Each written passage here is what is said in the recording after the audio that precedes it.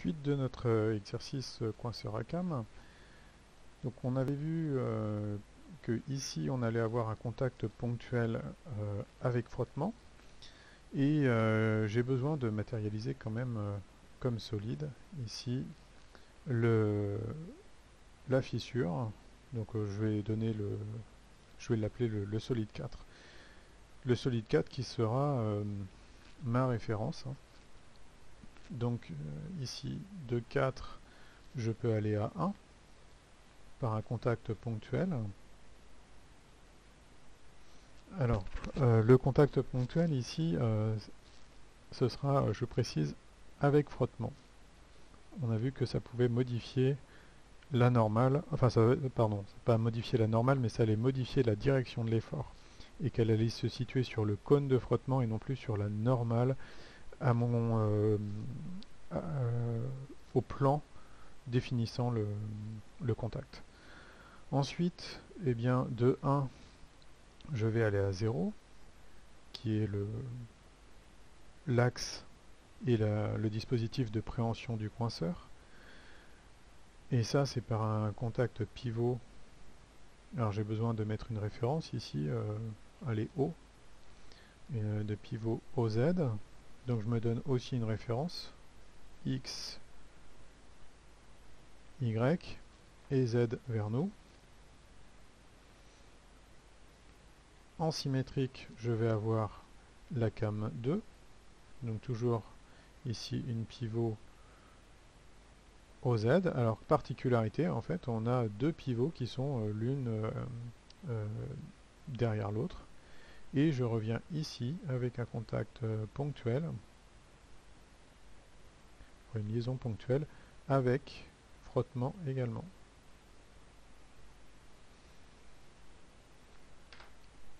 Je peux faire le bilan des inconnus.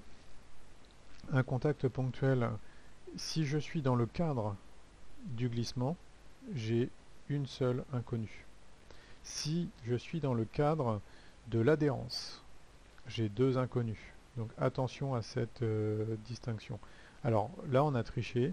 On s'est mis enfin, on recherche la situation limite qui nous conduit au glissement. Bien évidemment, si vous êtes alpiniste et que vous êtes accroché à ce truc-là, vous allez préférer être à l'intérieur du cône de frottement et non pas sur le cône de frottement. Parce que qui dit être sur le cône du frottement dit mise en mouvement. Et donc ça veut dire que vous êtes en train de glisser et que votre dispositif est inopérant. Alors si vous êtes à 1 mètre au-dessus du sol, ça va, hein, mais si vous êtes à 100 mètres, vous n'avez pas trouvé ça très rassurant.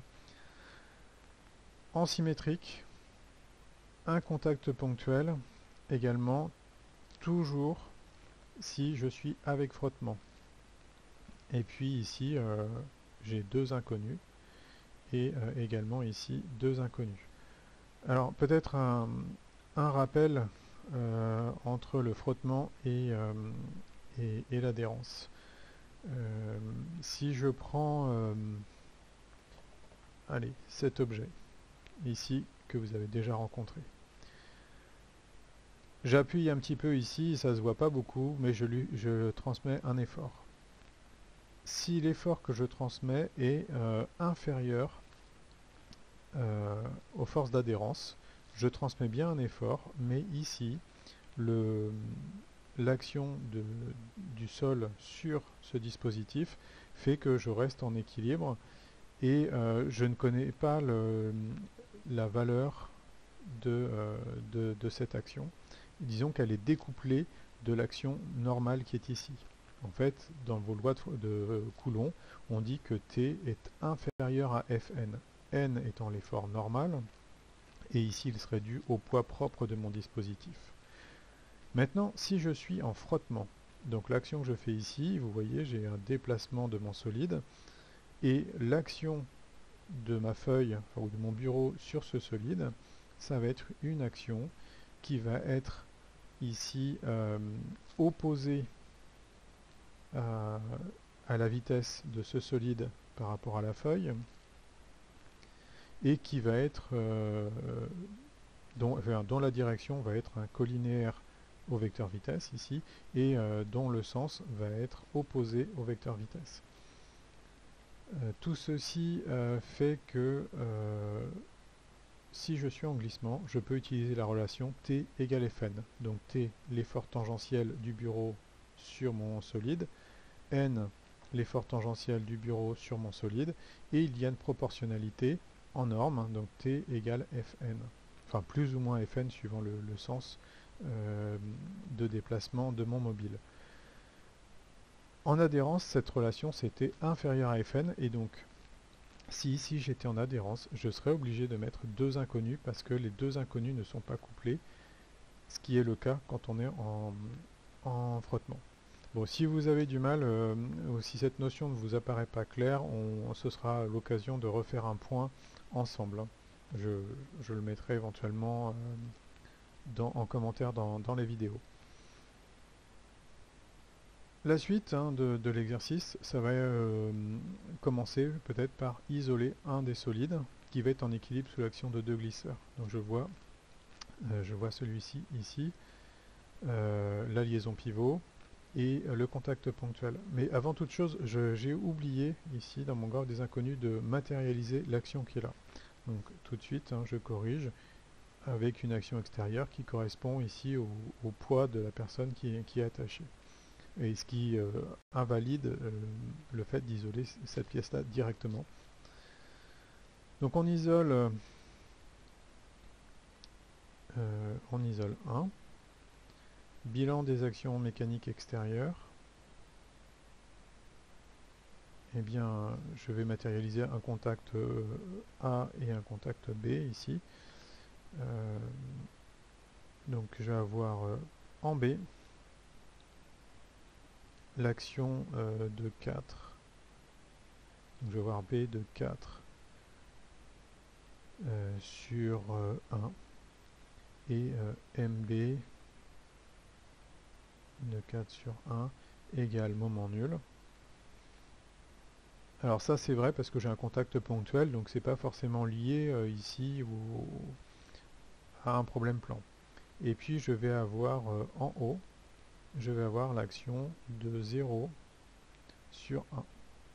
Et là par contre, comme j'ai une liaison pivot, MO de 0 sur 1 égale vecteur nul, ce sera conditionné à une hypothèse de problème plan.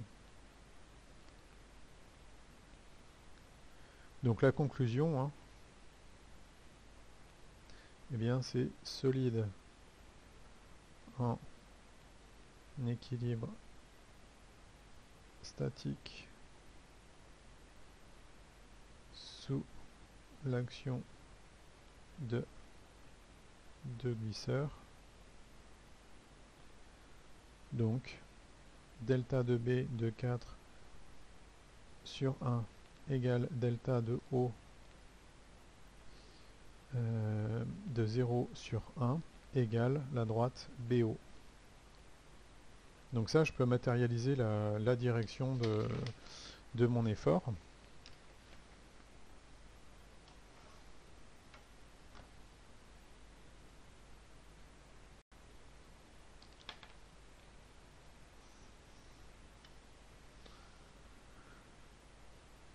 Alors, bon, comme l'isolement de 2 va être nécessaire et strictement équivalent, je mets ici de même pour le solide 2, et donc je vais avoir delta de A de 4 sur 2, pardon, égale delta O de 0 sur 2 égale la droite AO. Donc ici, la démarche est strictement équivalente à celle qui a été faite ici, donc je ne la refais pas. Donc là, je peux noter delta B de 4 sur 1 et ici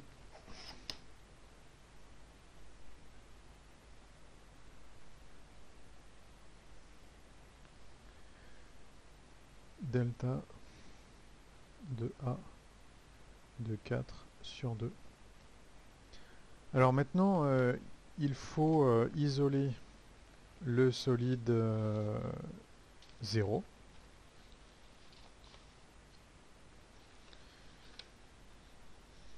Et je regarde mon chronomètre, et là il va être temps que je fasse une pause, sinon les vidéos sur YouTube vont avoir du mal à passer. Donc l'isolement de 0, c'est l'objet d'une prochaine vidéo.